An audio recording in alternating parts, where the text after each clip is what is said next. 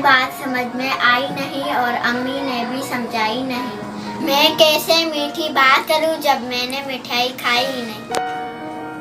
आप भी पकाती हैं हलवा, फिर वो क्यों हलवाई नहीं। ये बात समझ में आई नहीं और अम्मी ने समझाई नहीं। नानी के मियाँ तो नाना है, दादी के मियाँ भी दादा है, फिर बाजी के मियाँ क्यों बाजा नहीं। जब नया महीना आता है तब बिजली का बिल आ जाता है। हालांकि बादल बेचारा मुफ्त में बिजली बनाता है, फिर हमने अपने घर में बादल से बिजली क्यों लगवाई नहीं।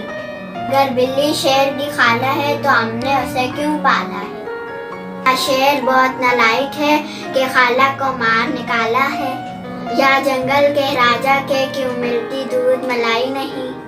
ये बात समझ में आई नहीं और अम्मी ने भी समझाई नहीं। क्यों लंबे बाल है बालू के, क्यों इसकी टेन कराई नहीं। ये उसका हेयर स्टाइल है या जंगल में कोई नाई नहीं। ये बात समझ में आई नहीं और अम्मी ने भी समझाई नहीं। जो तारे झिलमिल करते हैं क्या उनकी चाची ताई नहीं।